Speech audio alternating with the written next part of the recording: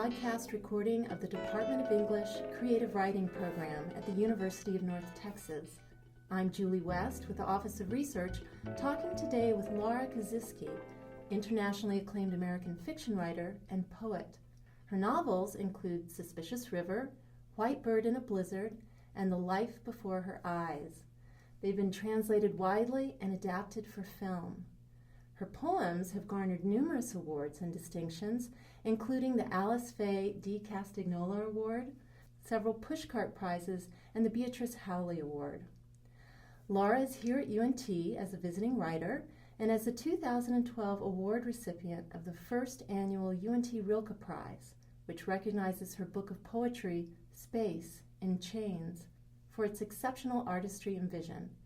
Published by Copper Canyon Press in 2011, the book was also recently recognized with the National Book Critics Circle Award for Poetry and was named a New York Times Notable Book for 2011. She joins us from the University of Michigan in Ann Arbor, where she is a professor of English. So hello, Laura. Welcome to UNT. Hello. Thank you. Yes, and Laura, you've been treating us with readings and question and answer opportunities. It's been really nice to sink down in and hear the work. Thank you very much. Yes. Well, I want to start by having you tell us about the title, Space in Chains, and how you see that as perhaps joining some of the poems in your collection. Well, the title didn't come to me before the collection exactly. It became a part of a poem called Space in Chains. And the poem, it's not an exemplary, it's not a poem that's central to the book or anything, but when I came upon that metaphor for something I was trying to do in the poem, which was to talk about life and experience and sort of the human condition and how we are at the same time that we are space, and our minds are sort of without boundaries, and here we are on this planet in the middle of something we're not that sure what it is, and there is kind of an amorphous sense of what the spirit is about and where we came from and where we're going together as well as individuals. I was thinking about how we are also very contained, how we're, in our bodies, and we're in our cities, and we're in our families, and we're in our groups, and we're on the planet. And that seemed to me, first of all, like a kind of like the human condition I was writing about, being both everything and then being solidified, being netted, being chained. But also maybe a little bit of what the impulse toward poetry is, which is to craft something small and careful and hopefully precise out of something much larger, which is the emotional experience and transcendent experiences, and trying to chain it, trying to capture it, trying to keep it. Nice. Yes. And in thinking on that idea of the containment and the expansion, I do think of juxtaposition. You have this beautiful way of coupling very opposite things to create this new marriage between those. So what, in fact, many reviewers have said that your work, has the ability to join, the ordinary with the tragic or strange. So what is it about that coupling that fascinates you think? When I write poetry, my first drafts are, I really am trying, in, not in a super mystical way, but maybe more of an, aesthetic way, trying to find my subconscious to try to grapple with that. And if you do that, and when it works, which is, mostly, if it works, you do find yourself just automatically marrying the strange with the ordinary. If I'm, writing a poem or to try, I don't sit down ever to write a poem, but I'll sit down with a journal to get ideas for a poem, and that's when it works. That's where the poems come from.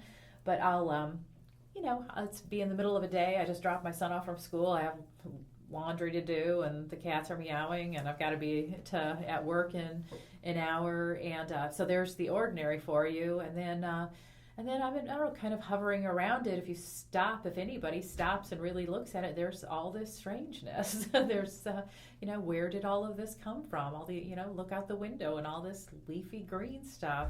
What's it doing there? And how did it just happen to work out that we would be animals who would eat it and thrive? And so it's a little bit, sometimes writing the poems, if I can get myself into that state, it's the product of it is a little bit like, the product, if you would call it that, of a dream where it's not as deeply unconscious as being asleep, the writing process, but I do sometimes step away from it and think, as you do a dream, where did that come from? It came from my mind. I invented it, but it seemed completely, wake up from some dreams seems utterly mysterious and like something someone else would have come up with, nothing that you consciously decided to invent, and yet it's all you. It's all your brain. Right. So, right there is an example of the strange and the ordinary coming together. So that's also, I guess I'm always trying to write the kind of poem that I would want to read, and that's what I really enjoy. Is that for me, like Emily Dickinson said that she knew poetry because when she found it, because it would take the top of her head off. And I feel that way when I find poems in which I'm, taken from, the dog's water bowl to another world in the course of 5 lines or so. Well, maybe let's have you read one or two that maybe you feel typify that joining. I happen to have my a favorite that you may or may not think underscores that. It's the Recipe for Disaster, which is on page 57. But if there's another one that you feel speaks to that. No, I would like to read this one. All right. Recipe for Disaster. Too sweet the ingredients, too high the heat.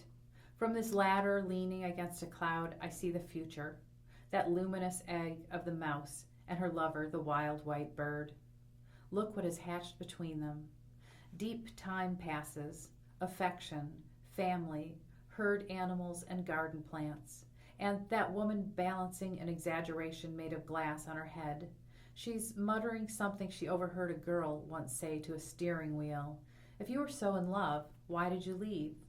But she doesn't want to hear the answer to that question when the guy beside her opens his mouth to speak. Trust me. Still, she grows older and continues to believe. The gentle runners disappear behind the sun.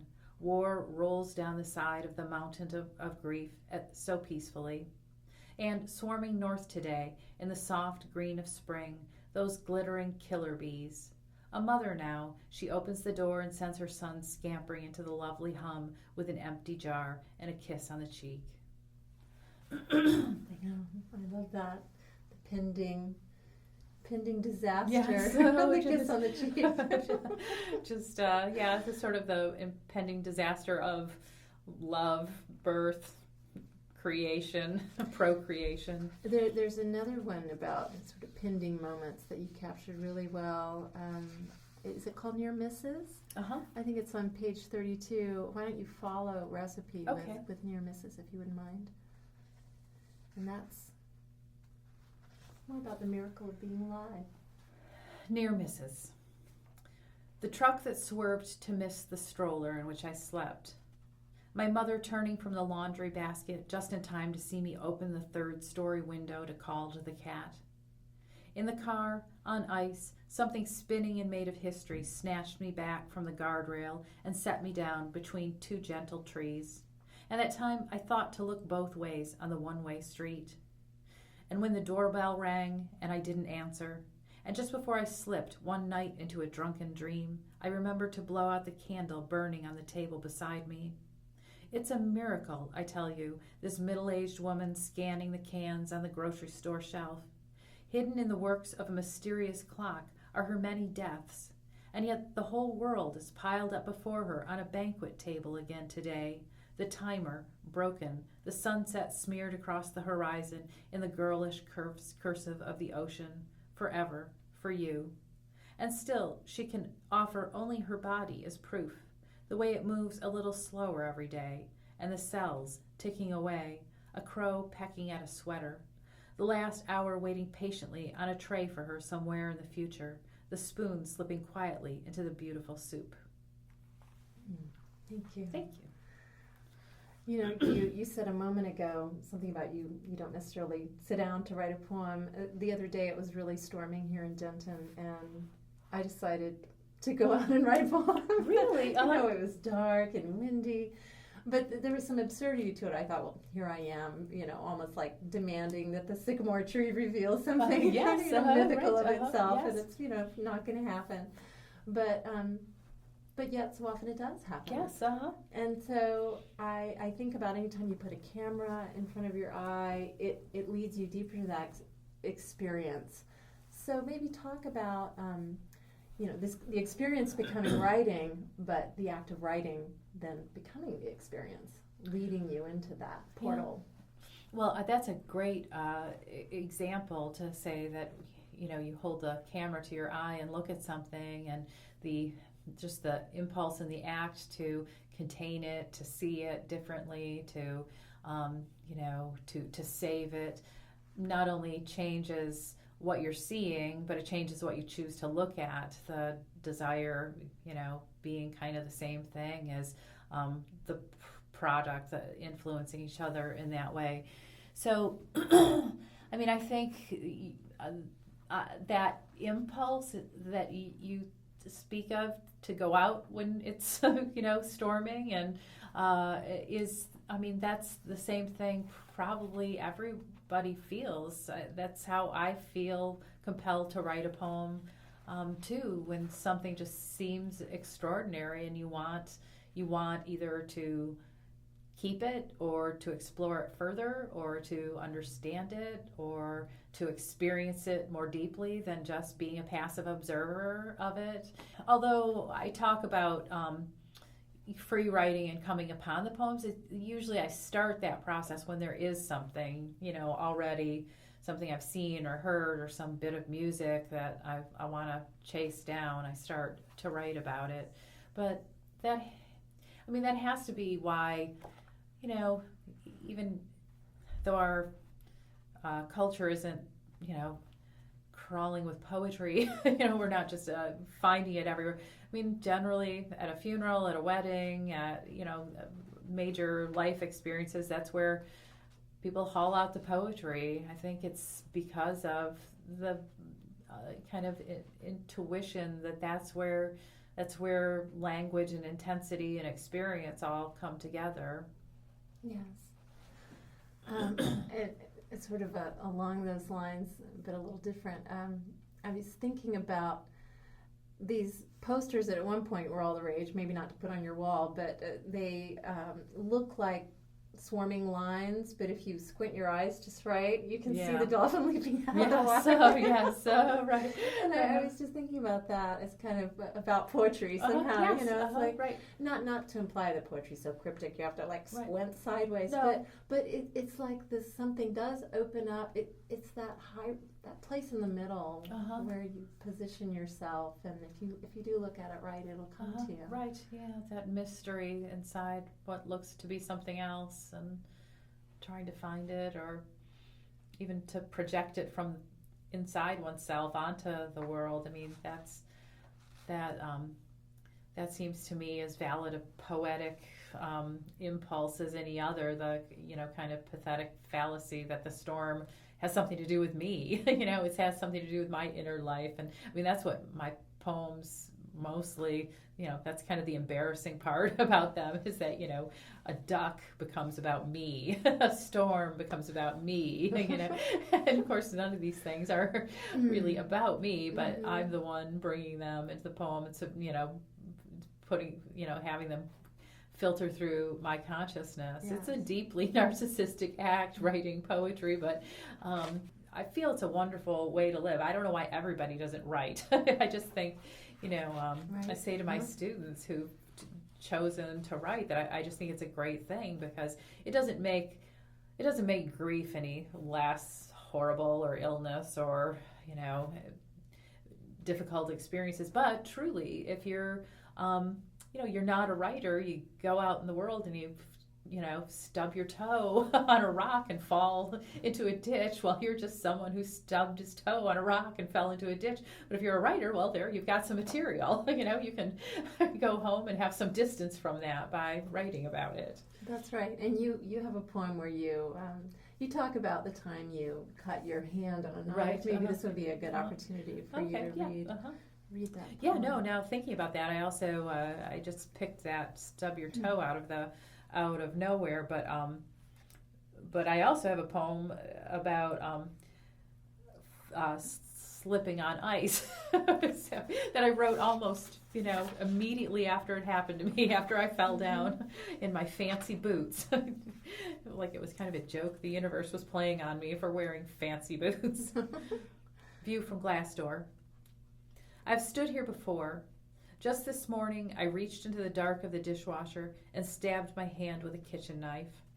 Bright splash of blood on the kitchen floor, astonishing red, all that brightness inside me. My son, the Boy Scout, ran to get the first aid kit, while beyond the glass door, the orchard, beyond the orchard, the garden bed, and beyond the garden, all the simple people I remember simply standing in their lines, or sitting in their chairs, waiting for the film to start, or for the plane to land, or for the physician to call them in. How easy it would have been instead to stand up shouting about cold, dumb death. But there they waited, as if the credits might begin to roll again, as if the bandages, the bolts, the scrolls, the paper towels, the toilet paper, and as the family stood around, considering my hand, I could clearly hear the great silenced choirs of them singing soothing songs.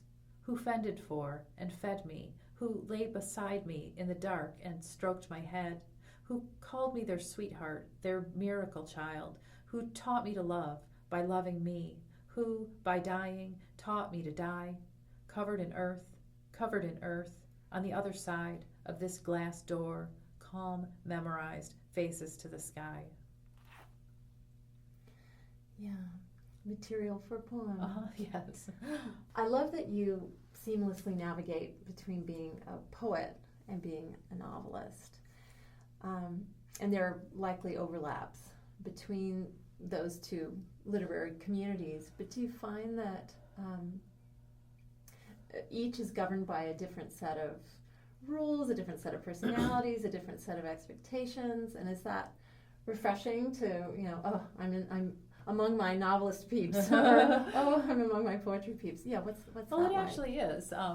Until you asked that question, I hadn't really thought of that, but I do feel kind of privileged to have the different perspectives. I think I think that my fiction peers and people that I talk to about writing fiction, and I think those of us who write novels are totally spoiled, and we don't know it. I mean, unless you wrote poetry and you knew what a dog-eat-dog world it is. I'm here to tell you on both ends of it that certainly not the writing of it. The writing of it, there are struggles, very fair to complain about on both sides. But publishing a novel is like rolling off a log compared to publishing a book of poetry, and because there's an audience for novels, and you don't have to create the audience for yourself. You write something and you go out and hopefully what you have to say, there's already people waiting to see it. As a poet, you have to invent not only your work, but you have to invent people to find it, to read it. That there's almost no one out there thinking, gosh, I wish someone would bring me a book of poetry today. It just doesn't. There's plenty of them out there, but there are a lot of people sitting around actually right now thinking, I wish I had a good novel to read. Mm-hmm. So I listen politely to my fiction peers complain about how difficult it is to get published, and I think you just have no idea. And then with the poetry world, I mean, I do think I have more of an appreciation for how different the art and the act of writing a poem is from the art and act of writing fiction. The energy, the self-confidence, the background, to write a poem is really different. That's so interesting. I wonder if you gain new audiences by virtue of the fact that you are in the novelist world. Do you think people like see, oh, what? She writes poetry too? Oh, I'll check out that book, or I'll check out. I don't know. I don't think so. There's many overlaps now. No, I don't. I think that was my fantasy at first, but I think that there's kind of a really divide. I mean, people who like my poetry probably have no interest in reading my fiction, and people who, read my novels might not. They're not. I mean, it's pretty different. I mean, I like to think that my novels are poetic. I like to, feel that they have elements of poetry in them. But, I write the kind of novel that I like to read too, and because I read a lot of poetry, I mean, I have my transcendent needs met through poetry. I like novels to have conflict. I like someone to get murdered, to have to figure out what's going to happen next. And so I'm not sure that the kind of novel I write would necessarily appeal that much to people who are interested in my poetry. Yeah. Well, it's interesting you do get to wear two hats. I was thinking also how, sometimes the scientist needs to be in a room with the artist before the scientist can figure out that physics problem. That's a lovely idea. Working on that whole time, and and then bingo, and so along those lines, I want to ask you about trusting your inner voice when you are teaching poetry, when you are reading the poetry of your peers, when you are, attending workshops and giving lectures. Surely you must recognize certain trends that come up, and then everybody's talking about this thing, or maybe there's some rule that's governing poetry at the moment. How do you stay naive to those influences? Well, that's a really good way to say that. In fact, I think I'm going to steal that for students to talk about staying naive about it. I think it's important. I think that well, for one thing, I'm just older now, so it's not even so much naivete. It's just, I'm set in my ways. I'm just not easily influenced anymore. But as a younger writer, I think part of it is I learned the hard way how phony the act of writing a poem that is an imitation of a poem, or attempting, to write a poem in some sort of mode, how bad at it most of us are. Most people cannot fake that, because poetry does have, a connection to the person who writes it, or it's nothing.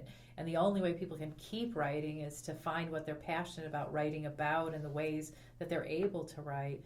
So but I think through a lot of my 20s, especially my later 20s, I became sort of obsessed with being published and wanting to be published. So I started writing to try to be published, and the work was bad. And it wasn't until, I sort of gave up on that and thought, well, I'm just going to have to write poetry this way, whether other people want to read it or not. I got better because I wasn't being, I am influenced all the time. I read things and love them and think, oh, I feel jealous and I wish I had written that, and then try to write it myself. So I am, constantly being influenced, but it's, I'm not influenced by trends. I'm influenced by, other people's voices and the way they, so. I caught this great interview with Linda Berry being interviewed by the Poetry Foundation. Yeah. And she was talking about memorizing poems that, she had always struggled with Emily Dickinson, for example, and then she realized if she could memorize Emily Dickinson and maybe set Emily Dickinson's work to music, then suddenly as she's walking through the grocery store, as she's walking in the landscape, the back of her brain kicks in and there's that poem, and that it has this sort of, it's a living poem that becomes part of whatever landscape she's in. Is memorization something that you encourage your students to explore? I do. I mean, I think you know a poem completely differently when you've memorized it, when, even if you memorize it and then you forget it, the fact that you did memorize it, you had to pay attention to the precision of it, all the choices that go into a poem, the way it can be such a house of cards. Take one word away, forget one word, and the next one won't come to you, and the next one won't. And so I think that memorization is a great thing. And then also, I do have poems memorized that, I think if I were stranded on a desert island and had no books, I would be very glad to have those in my mind. But I also, I think it's a hard thing to do, I don't know that many people who have volumes of poetry memorized. Yeah, it just sort of prompted me to wonder if that was encouraged at the upper educational levels.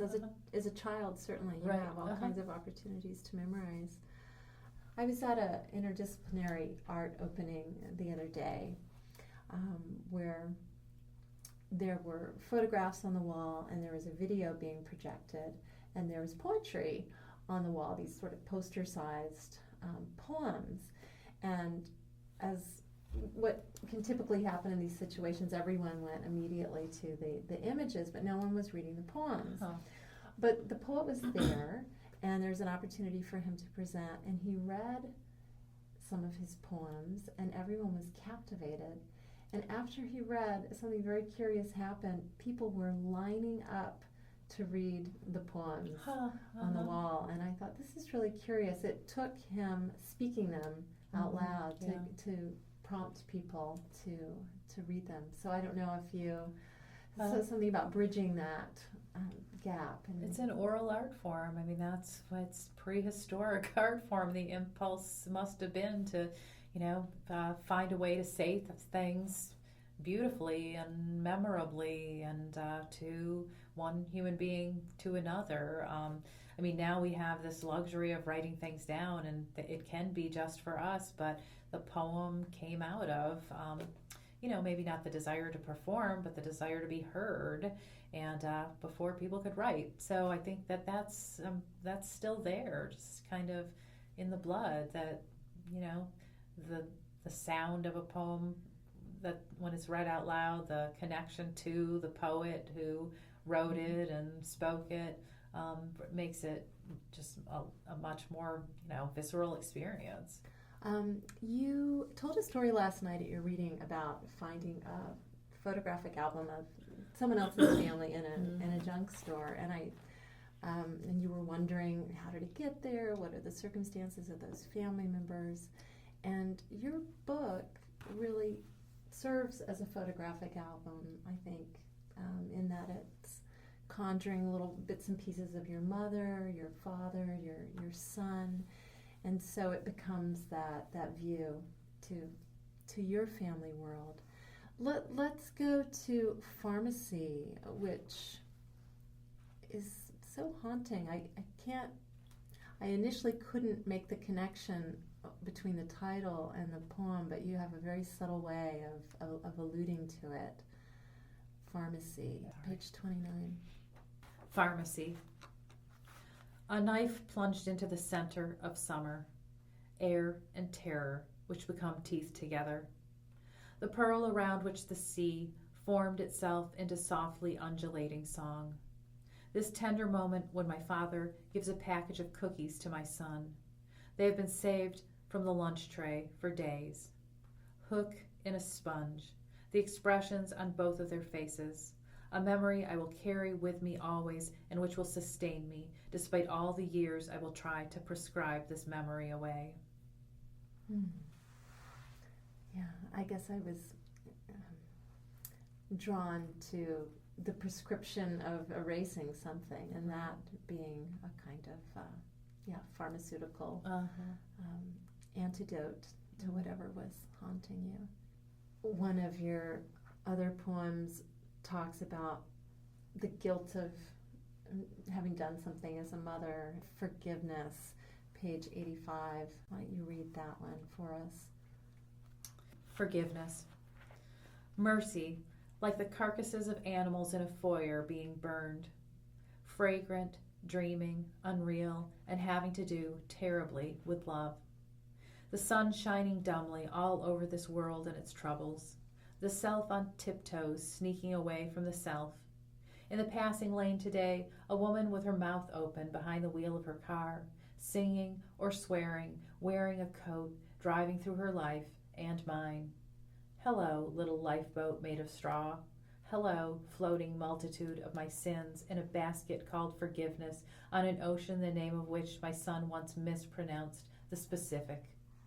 Hello, ugly memory of myself, crouched down with my fists on my thighs, yelling at that child. Something about a stuffed animal, and we're already late, and the palsied trees of winter behind me reflected for thousands of miles in his eyes. Yeah. Oh. Bad mommy. Mommy. Yeah. We've all had bad mommy memories. Yeah. Oh dear. How, it's interesting to hear how other people talk about your work, surely, and what people respond to, and maybe even, oh, that's interesting. No one's asked me to read that particular one before. Right, yeah. What do you like about your work? And I know that might be an odd question because we tend to be humble and let other people, but I'm really curious, what are you proud of about these poems, and what's nice for you? Well, thinking of that, this last poem, the forgiveness one, no one ever had asked me to read that poem. In fact, no one has ever spoken to me about that poem, and I wonder if it's because they think, that I revealed something that you're a bad horrible, mom. that they don't think they should mention that they know about me. But of course, by putting that in a poem, I was, at the same time, it's not a great. It is, as I said, narcissistic. I'm trying to, get rid of this bad experience. I'm trying to ask for some kind of forgiveness. I'm acknowledging that, I was mean to my little boy who wanted his stuffed animal, and we were late, and just how that is the kind of thing that in the moment it seemed like I was in the right, but looking back, it's just a terrible thing that I wish I could take back and had never done, had never gotten angry at him for something so innocent. So I guess, I like the fact that you might read that and think, that was an experience you could, even if, you couldn't relate to it, that you understood the human impulse to write the poem, and that it, that it meant something to you and became kind of a part of your consciousness and your experience. I'm not trying to change the world or anything like that, but for me, that is really, I think if I weren't a reader, that's the thing that I can't quite imagine who I'd be in the world, because that's, from reading fiction and reading poetry, that's just kind of how I've managed to learn how people think, how they are, what their lives are like, what other people's experiences are like, and am I normal, or am I, is this how it goes? So to think that I could do that, that I could be a part of that conversation, and that someone else would, either learn something about me or learn something about the experience of a mother, or what not to do, or, that something one had done herself, understanding the, what that guilt is about. That's just, I don't know, that's me. That means a lot to me. Oh, good. Well, I also think there's redemption when taking your poems as a total you see, oh, well, this one was about that joyous moment with my son, and oh, this one was more about this grief thing that happened, and collectively, it's refreshing to remind yourself life is the sum total of all these things and more, and so this is that one sliver of time that was also recorded. Have there been any writing residencies you've had the privilege of going to that just gave you the space away from family, away from teaching, where you could really drop down in and focus on your imagination? Well, it's been a long time. I have a 16-year-old, and the last residency I went to was when I was pregnant with him, and so anyway, then a lifetime goes by before I feel like I could take that time away again. But what my first real breakthrough, if I've ever had one, was at Ragdale in Lake Forest, Illinois, and just having 2 weeks for the first time really in my life to do nothing except for focus on my writing. And I think that actually, now that you mention, that's really kind of the time and the place where I came in to realize that I needed to be writing the things that I found fun and exciting to write, and not attempting to write like someone else or write for, that perhaps if I was able to, locate that material and that process, that maybe the writing would become strong enough that other people would want to read it, but that I wasn't going to do it by, the reverse. I wasn't going to be able to decide I wanted to publish or wanted people to like my poetry and then write that poetry. Right. Well, we need to end the conversation, but I would like for you to end by selecting a poem of your choosing. This has been a great conversation. You've been listening to Laura Kasischke, poet, UNT Rilke Prize winner. Well, I'll read the last poem in the book. It's called Home. It would take forever to get there, but I would know it anywhere. My white horse grazing in my blossomy field, its soft nostrils, the petals falling from the trees into the stream. The festival would be about to begin in the dusky village in the distance, the doe frozen at the edge of the grove. She leaps, she vanishes, my face, she has taken it, and my name, although the plaintive lark in the tall grass continues to say and to say it.